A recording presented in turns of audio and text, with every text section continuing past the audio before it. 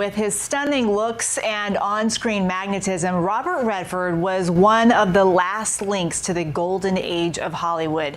News of his death today bringing back memories of the way we were. In his final days, the 89-year-old shunned the spotlight, instead choosing to stay on his ranch. Robert Redford was more than just a Hollywood actor. He was an icon, a man who embodied the golden age of cinema while quietly shaping the industry behind the scenes. From his unforgettable performances in Butch Cassidy and the Sundance Kid and The Sting to his groundbreaking work as a director and founder of the Sundance Film Festival, Redford's influence reached far beyond the silver screen. Yet, for all his fame, he was also one of the most private men in Hollywood. He carefully guarded the truths of his life, keeping parts of himself hidden even as millions admired him from afar. Now, with the devastating news of his passing, the world is not only remembering his brilliance but also uncovering the secrets he kept close to his heart.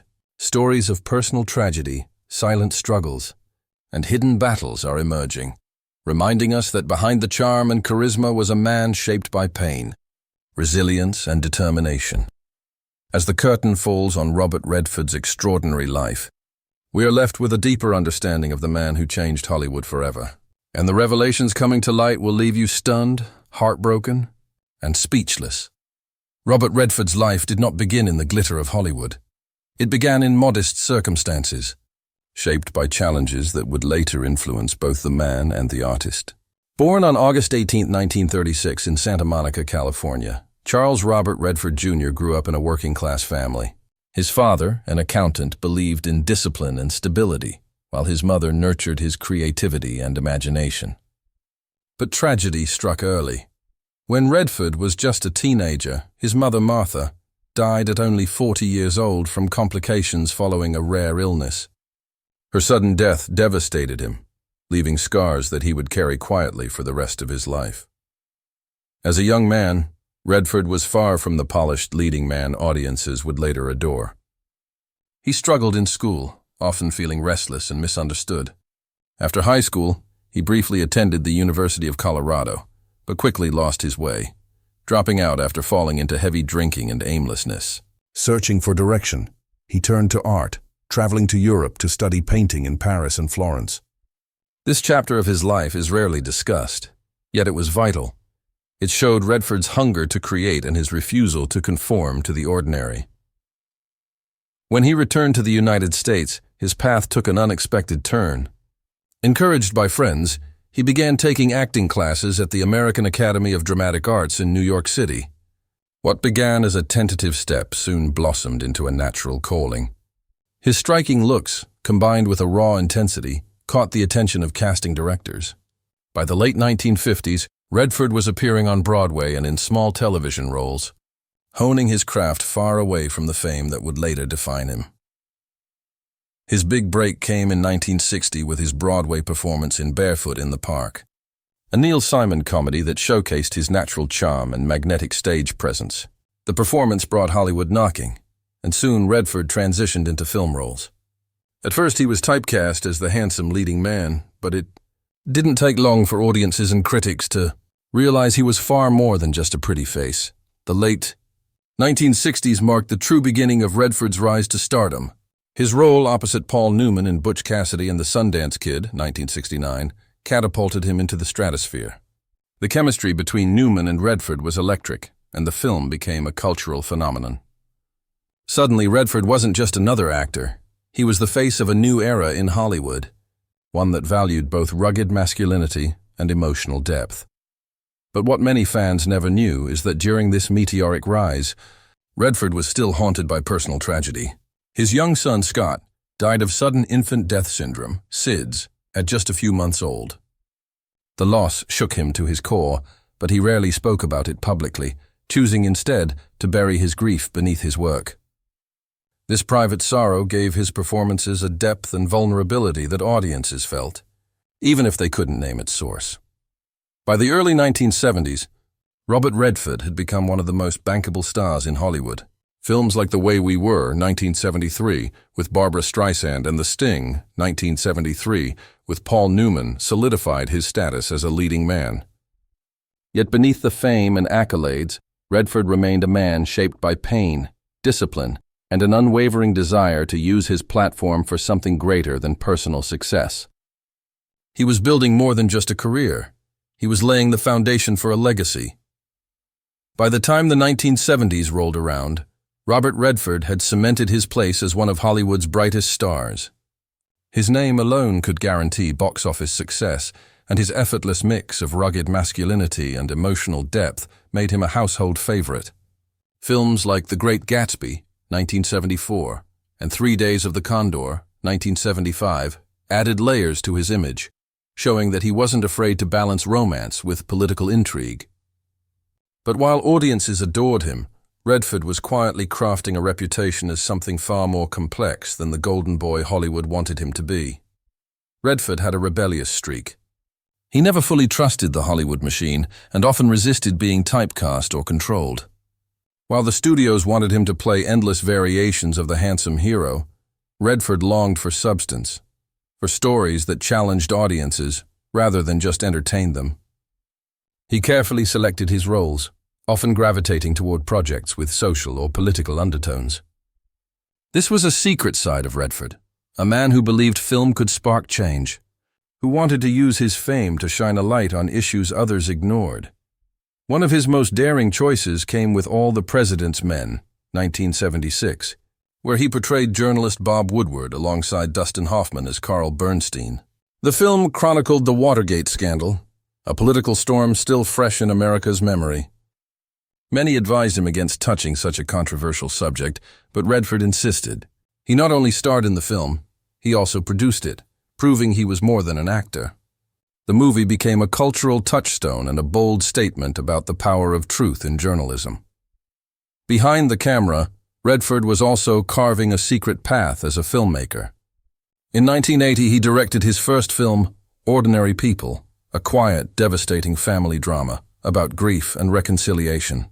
Few expected him to succeed, but the film went on to win 4 Academy Awards, including Best Picture and Best Director. Redford's triumph behind the lens revealed another layer of the man, someone who had absorbed the tragedies of his own life and transformed them into art. But for all his professional brilliance, Redford lived with the pressure of being Hollywood's golden man.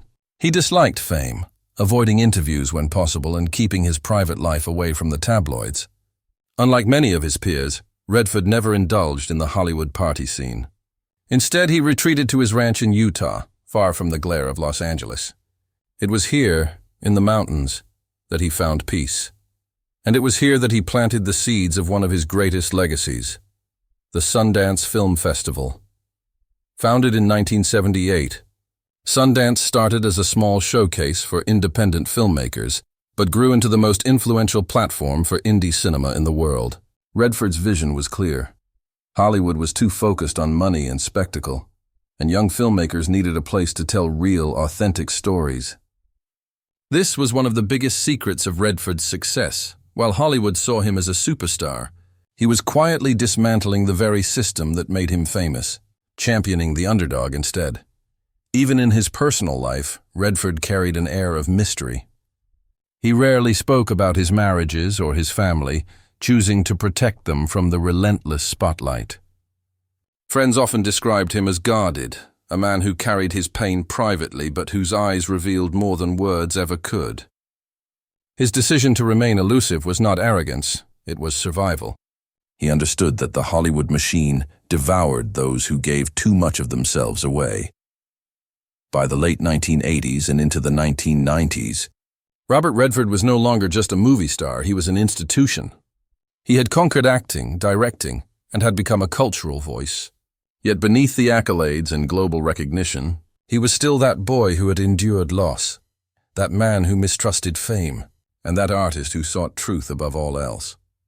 Robert Redford may have appeared as a serene figure on screen, but off-screen he wrestled with battles that were deeply personal and often hidden from the public. While audiences admired his calm demeanor and seemingly effortless charm, Redford's inner world was often a storm of conflicting pressures, balancing fame, artistry, family, and the unrelenting scrutiny that comes with being a Hollywood icon. One of his greatest internal conflicts stemmed from the way he viewed Hollywood itself. To Redford, the industry was both a platform and a prison, He relished the ability to tell meaningful stories and to bring attention to issues often ignored, yet he was uncomfortable with the glitz, gossip, and superficiality that surrounded celebrity life. He once described Hollywood as a place where people quickly forgot the art and only remembered the fame, and this disillusionment drove him to live far from Los Angeles whenever he could. Despite this, Redford was deeply committed to his craft. Behind closed doors, he would spend hours poring over scripts, sometimes rewriting them himself, determined to ensure that the message of the film aligned with his principles. Co-stars often noted how he carried himself with a quiet intensity, a man who wanted every project to mean something more than just box office success. Yet this dedication often came at a cost. Directors and producers sometimes clashed with him, seeing his perfectionism as stubbornness. To Redford, though, the stakes were too high to compromise. At the same time, he faced battles in his personal life that left scars he rarely showed to the public. His childhood had been marked by tragedy when he lost his mother at the age of 18. That loss left him with a hole that no amount of fame or fortune could fill. Later, in adulthood, he endured the unbearable grief of losing his first child, a son, to sudden infant death syndrome. These painful chapters shaped Redford into a man who, though admired by millions, carried with him a quiet sorrow that informed his roles and added depth to his performances. Friends often described him as a man who craved solitude, seeking refuge in nature when life in Hollywood became overwhelming. His love for the outdoors was not just a hobby, but a sanctuary, a place where he could breathe, heal, and find balance. Whether skiing, painting, or working on his Sundance ranch in Utah, Redford found that being surrounded by the rawness of nature gave him the clarity that the film industry could never provide. But even in these peaceful retreats, there were storms he could not fully escape. The weight of being a public figure meant that no matter how private he wanted to remain, stories about his life, relationships, and choices followed him. Rumors about affairs, disputes with studios, and his sometimes icy distance from the press became recurring narratives. For Redford, maintaining privacy was not only about protecting himself, but also shielding his family from the relentless spotlight. Perhaps one of his most significant hidden struggles was the question of legacy. Redford did not just want to be remembered as an actor or even as a director. He wanted his work to inspire change. He wanted the Sundance Institute to continue uplifting young filmmakers long after he was gone. Yet he often wondered whether the system he was fighting against, the commercial machinery of Hollywood, would eventually swallow the very ideals he was trying to preserve. These hidden battles, both personal and professional, painted a picture of a man who was far more complex than the golden-haired leading man the world adored. Robert Redford's secrets were not always scandalous. More often they were profoundly human. They revealed a man who fought hard to reconcile his inner world with the image projected onto him. A man who carried both light and shadow, and who, in the end, remained as mysterious as he was magnetic. When news broke that Robert Redford had passed away, the world seemed to stop for a moment. For decades, he had been more than just an actor. He was a cultural touchstone, a filmmaker, an activist, and a man whose very name had become synonymous with integrity in Hollywood. At 92, Redford's death was not unexpected, but it carried with it a profound sense of loss. Fans who had grown up watching him on the silver screen were left mourning not only the man, but also the end of an era he represented. In his final years, Redford had consciously withdrawn from the relentless pace of Hollywood. Though he had announced his retirement from acting in 2018, his creative energy never truly stopped. He continued to mentor young filmmakers, supported Sundance projects, and lent his voice to causes that mattered to him, from climate change awareness to Native American rights. His later appearances in public carried a quieter dignity, showing a man who had lived fully, but now sought peace. Friends said that even as age slowed him down, his mind remained sharp, his wit intact, and his passion for meaningful art undimmed. Privately, Redford spent much of his last decade surrounded by family and close friends. He valued the intimacy of quiet dinners, long conversations, and the beauty of the Utah landscapes he had fought so hard to protect. For him, family had always been a refuge from the chaos of fame. His wife, Sibylla Sagars, was his partner not only in life, but also in his creative pursuits, especially in the later years when they collaborated on artistic projects together. Their bond gave him stability in ways that Hollywood never could. When reflecting on his career near the end of his life, Redford expressed both gratitude and uncertainty. He admitted he never set out to be a star. Rather, he stumbled into it while simply seeking a platform to tell stories that mattered. Yet fame became both a gift and a burden. In his own words, he hoped that when people looked back, they would see not just the films but also the values he stood for: independence, truth, and the power of art to change society. The secrecy of Redford's personal life added to the mystique of his passing. For decades, he had kept much of his pain hidden: the tragedies of losing family members, the struggles with relationships, and his discomfort with being idolized. These secrets, now resurfacing in retrospectives, painted him not as a flawless Hollywood legend, but as a man who faced heartbreak and carried scars that few knew about. Instead of tarnishing his image, these revelations only deepened the respect people felt for him. He had achieved greatness without ever pretending to be invincible. The legacy Robert Redford left behind is immense. As an actor, he defined a generation of cinema, from Butch Cassidy and the Sundance Kid to All the President's Men and The Sting. As a director, he challenged audiences to think differently with works like Ordinary People, which won him an Academy Award.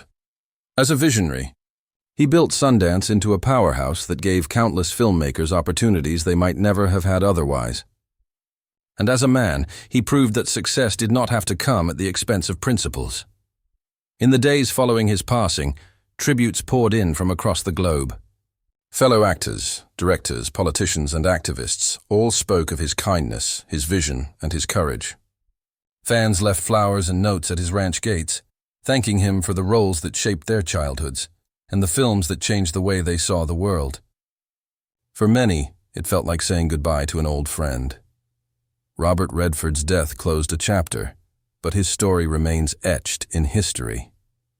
His life was one of contradictions: fame and privacy, art and activism, triumph and tragedy. Yet through it all, he never wavered from his belief that stories could change the world. That is the truth he carried with him to the end, and it is the truth that ensures his legacy will endure long after the credits have rolled.